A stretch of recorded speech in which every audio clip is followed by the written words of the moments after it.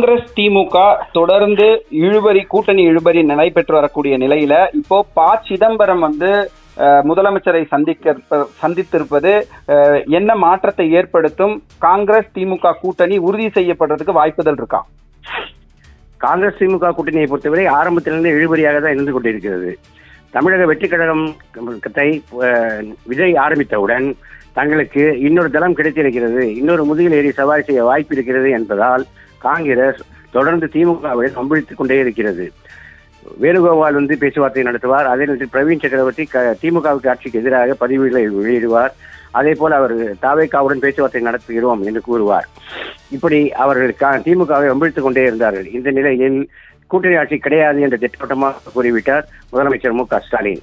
அதே போல் தொகுதி பங்கீடை பொறுத்தவரை 25 இடங்களுக்கு மேல் தர முடியாது என்று திமுக திட்டவட்டமாகவும் உறுதியாகவும் இருக்கிறது. ஆனால் 35 தொகுதிகளாவது எங்களுக்கு வேண்டும் என்று காங்கிரஸ் போராடி கொண்டிருக்கிறது. இன்றைய தினம் வரை இடு விதித்திருந்தார் மு.க.ஸ்டாலின் என்று தகவல்கள் வெளியாகின. ஆனால் அது உண்மைதான். அதனை காங்கிரஸ் மறுத்தாலும் கூட கெடு விதித்திருப்பது உண்மைதான். இந்த நிலையில் இன்று திமுக தலைவரை முன்னாள் நிதியமைச்சர் சிதம்பரம் சந்தித்து பேச்சுவார்த்தை நடத்தி இருக்கிறார். ஒருவேளை திமுக காங்கிரஸ் கூட்டணி முறிந்தால் காங்கிரஸில் உடைப்பு ஏற்படும். ஏற்கனவே சிதம்பரம் திமுகவிற்கு நெருக்கமானவர், முதலமைச்சருடனும் நெருக்கமாக இருக்கிறார். அவருக்கு காங்கிரஸ் மேலிடத்தின் மீது அதிருப்தியும் இருக்கிறது. இந்த நிலையில் ஏற்கனவே அவர் தமிழக ஜனநாயக காங்கிரஸ் என்ற ஒரு கட்சியை தொடங்கி நடத்தியவர் தான். இந்த நிலையில் மீண்டும் ஒரு உடைப்பு ஏற்பட்டால் அதற்கு சிதம்பரம் தலைமை தாங்க வேண்டும் என்று திமுக விரும்புவதாக தெரிகிறது. அந்த அடிப்படையில் கூட சிதம்பரம் முதலமைச்சரை சந்தித்திருக்கலாம்.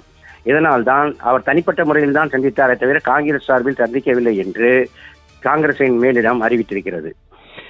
தமிழக காங்கிரஸ் தலைவர் செல்வ பெருந்தகை இதுவரை இது பற்றியான விரிவான தகவல்களையோ விஷயங்களையோ ஊடக ரீதியாக கூட முழுமைப்படுத்தவில்லை. திமுகவை பொறுத்தளவு யார் யாரெல்லாம் சந்திச்சு பேசுகின்றார்களோ, வெளிப்புறத்தில் பேசுகின்றார்களோ அனைத்தையுமே அது அவர்களுடைய கருத்து என சொல்லி ஒரு புறம் இப்படி சொல்லிவிட்டு மறுபுறம் திமுகவுடைய கூட்டணி சுமூகமாக தான் பேச்சுவார்த்தை போயிட்டு இருக்கு அப்படின்றதுதான் காங்கிரஸ் பதிவு பண்றாங்க. இதை எப்படி பாக்குறீங்க? செல்வ பெருந்தகை அவர்கள் தான் இப்படி பதிவுகளை வெளியிடுகிறார். அவரை பொறுத்தவரையில் இருதலை கொள்ளி எறும்பாக இருக்கிறார். ஒரு பக்கம் காங்கிரஸ் மேலிடத்திற்கு உண்மையாக இருக்க வேண்டும், அதே நேரத்தில் மாநிலத்தில் திமுகவுடன் கூட்டணி இருக்க வேண்டும் என்று உறுதியாக அவர் நம்புகிறார், உறுதியாக அவர் எதிர்பார்க்கிறார். அதில் அவருடைய காட்டு உறுதி மிகவும் வியப்பாகவும் இருக்கிறது. அதற்கு பல்வேறு காரணங்கள் இருக்கலாம். இதனால் தான் பொதுவாக யாராவது தனிப்பட்ட முறையில் யாராவது திமுக எதிராக கருத்து வெளியிட்டால் அவர்கள் தனிப்பட்ட முறையில் கருத்துக்களை வெளியிடுகிறார் என்று கூறிவிடுகிறார். காங்கிரஸ் மேலிடம் கூறுவதை தான் நான் கூறுகிறேன் என்று கூறிவிட்டு போய்விடுகிறார். அது ஒரு நடுவலாகத்தான் இருக்கிறது.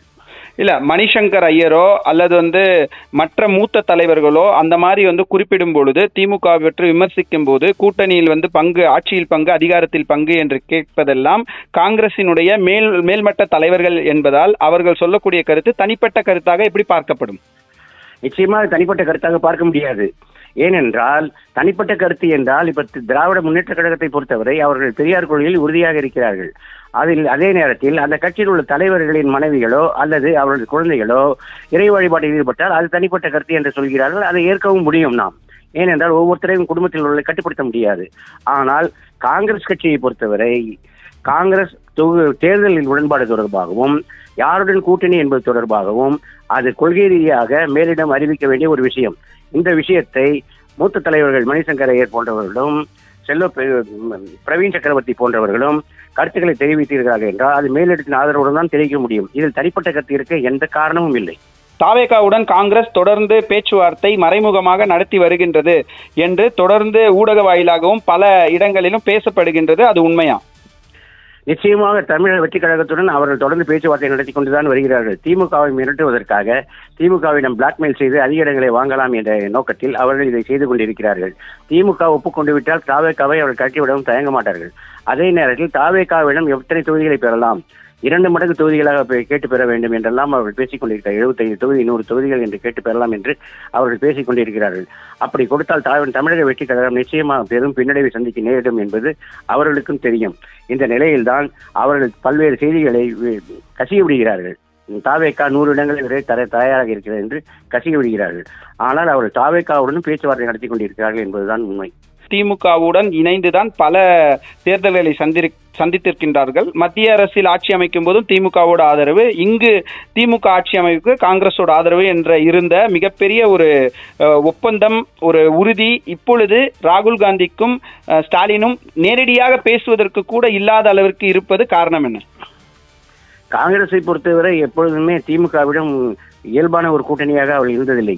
பரஸ்பரம் ஆதாயம் பெற வேண்டும், அதில் தாங்கள் அதிக அளவு ஆதாயம் பெற வேண்டும் என்றுதான் காங்கிரஸ் இதுவரை செயல்பட்டுக் கொண்டிருக்கிறது. இந்த நிலையில் மீண்டும் திமுகவிடம் சீண்டி பார்க்கிறார் ராகுல் காந்தி.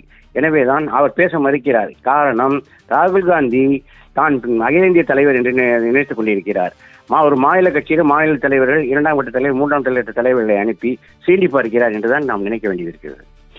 இன்று கனிமொழி டெல்லி பயணம் செய்திருக்கின்றார். இதற்கெல்லாம் ஒரு முற்றுப்புள்ளி டெல்லியில் வைப்பார் என தெரிய வருகின்றது. அதே போன்று கடந்த முறை டெல்லிக்கு கனிமொழி சென்று வரும்போதே இந்த காங்கிரஸ் திமுக கூட்டணி உறுதி செய்யப்படும் என எதிர்பார்த்திருந்த நிலையில் செய்யப்படவில்லை. இந்த முறை அவருடைய பயணம் எதற்காக இருக்கும்? இந்த கூட்டணி சம்பந்தப்பட்டு இருக்குமா? ராகுல் காந்தியை சந்தித்த போது அவர் பிடிவாதமாக இருந்த காரணத்தினால் கூட்டணி உறுதி செய்யப்பட முடியாமல் இருந்தது. மேலும் ராகுல் காந்தியின் அணுகுமுறை திமுகவிடம் ஒரு கனிவான அணுகுமுறையாக இல்லை என்பதை கனிமொழி உணர்ந்து கொண்டார். இந்த நிலையில் காங்கிரஸில் எல்லாவுமாக இருந்து கொண்டிருக்கும் சோனியா காந்தியை சந்தித்து பேச அவர் திட்டமிட்டிருப்பதாக கூறப்படுகிறது. சோனியா காந்தியை சந்தித்து ராகுல் காந்தியிடம் இணங்க வைக்கவும், திமுக கூட்டணியில் அவள் தொடர்ந்து நீடிக்க வேண்டும் என்று வேண்டுகோள் வைக்கவுமே கனிமொழி சென்றிருப்பதாக கூறப்படுகிறது.